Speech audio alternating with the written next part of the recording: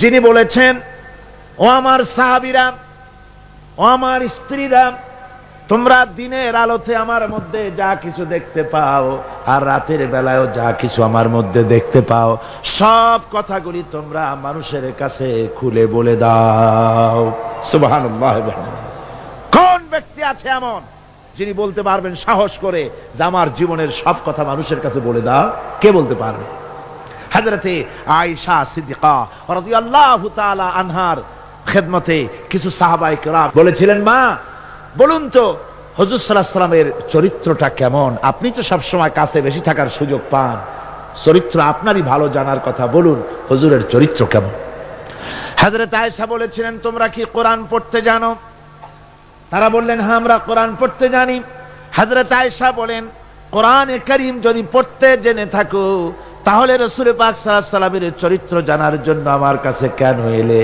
যেটা কোরআন শরীফে পড়েছো তার বাস্তব নমুনা যদি দেখতে চাও তাহলে আল্লাহর নবী মুহাম্মদুর রাসূলুল্লাহর দিকে তাকাও। তিনি হচ্ছেন কোরআনে কারীমের মুজাসসাম নমুনা। এই যে কোরআন, এটা কয় পারা? 30 পারা।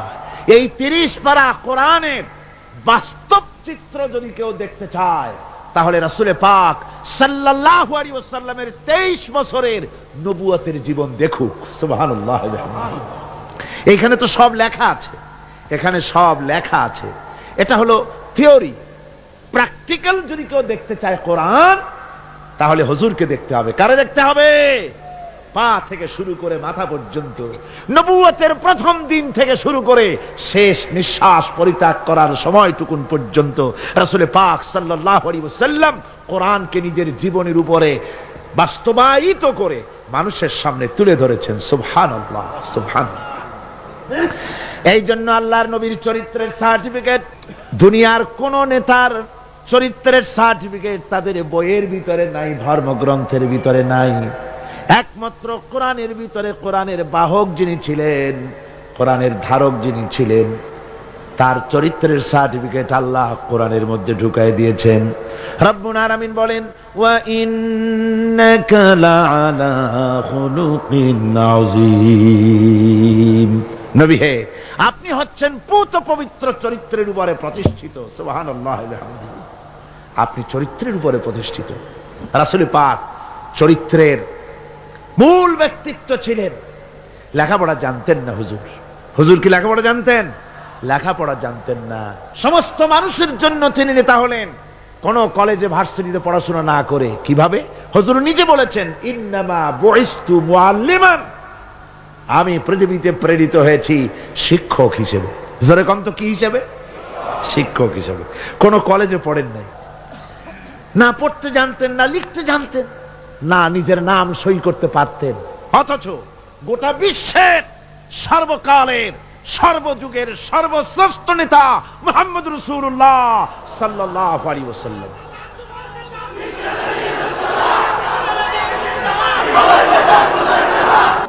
স্ত্রী, তারপরে খাদেম, তারপরে লোকটির চরিত্র সম্পর্কে ভালো করে সার্টিফাই করতে পারে তার বন্ধু। রাসূলের বন্ধু ছিলেন হযরতে আবু বকর সিদ্দিক রাদিয়াল্লাহু তাআলা আনহু। নবুয়ত পাওয়ার আগে 20 বছরের পুরানা বন্ধুত্ব। কত বছর? 20 বছরের পুরানা বন্ধুত্ব হুজুরের সাথে হযরত আবু বকরের। 20 বছরে একটা লোককে চিনতে কিছু বাকি থাকে? কিছু বাকি থাকে। হযরতে রাসূল পাক যখন বন্ধু আবু বকরের কাছে নবুয়তের দাওয়াত পেশ করলেন, তাওহীদের দাওয়াত পেশ করলেন, বন্ধু হযরত আবু বকর 1 সেকেন্ডও দেরি করেন নাই, বলেছেন, আপনি নবী হওয়ার যোগ্য। যে চরিত্র আপনার ভিতরে দেখেছি সাধারণ মানুষের এই চরিত্র হতে পারে না। আমি আর মোটেও দেরি করলাম না, আমি পড়ে নিলাম, আশহাদু আল্লাহ ইলাহা ইল্লাল্লাহু ওয়াহদাহু লা শারীকা লাহু ওয়া আশহাদু আন্না মুহাম্মাদান আবদুহু ওয়া রাসূলুহু। আমার ভাইরা, রাসূল পাক সাল্লাল্লাহু আলাইহি ওয়াসাল্লাম চরিত্রের দিক থেকে শ্রেষ্ঠ চরিত্রবান ব্যক্তিত্ব। আপনি বলেন, এই পৃথিবীতে কোন নেতা আছে জীবনে মিথ্যে কথা বলে নাই? এটা কি সোজা কথা মনে করেন? সহজ কথা? সারা জীবনে একটা মিথ্যে কথা বলেন নাই, সমগ্র জীবনে একটি মিথ্যা কথা বলেন নাই। কাউকে গালি দেন নাই, কাউকে ঠকান নাই, কারো সাথে প্রতারণা করেননি। দিল খুলে মোহাব্বতের সাথে জোরে সরে বলেন সুবহানাল্লাহ। কত বড় আজিম ব্যক্তিত্ব।